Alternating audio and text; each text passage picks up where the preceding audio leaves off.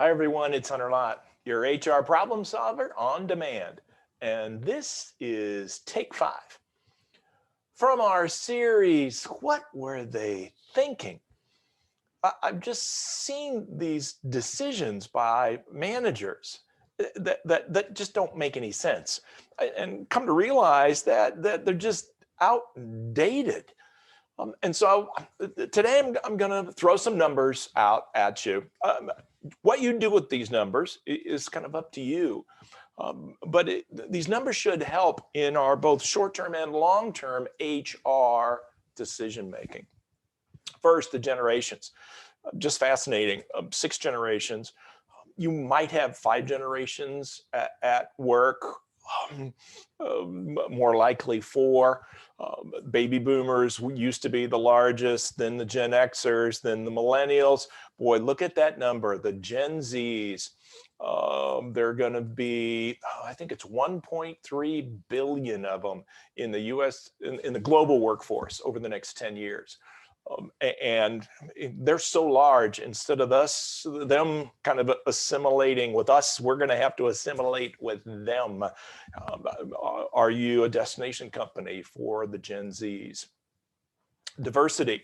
You can be reactive and just let it happen, or you can be proactive with this. But this is coming.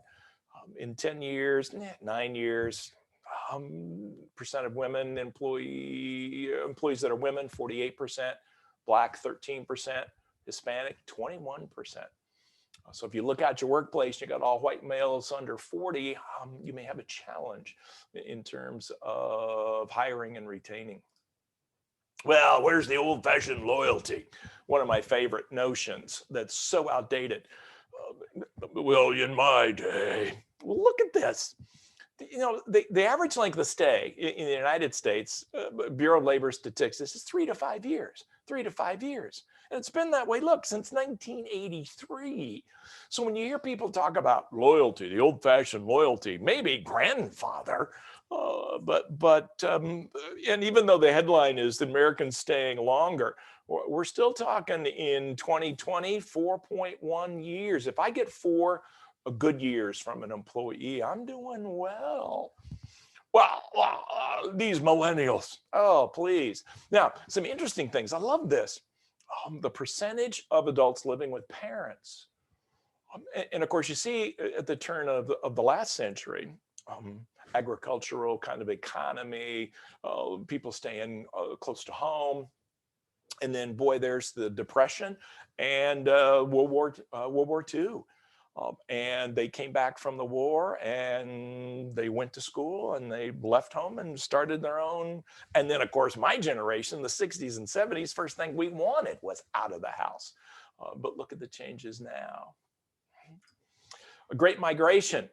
They may move out of the house, but they're going to move into their own home and they're going to stay there to work.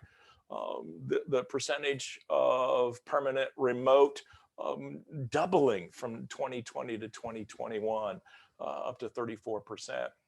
Do you have a head of remote? Do you have someone that's the point person for remote to work out all the various issues that remote bring to the table? Glass half full, though. With remote, you can hire great people wherever they are. Corporate culture.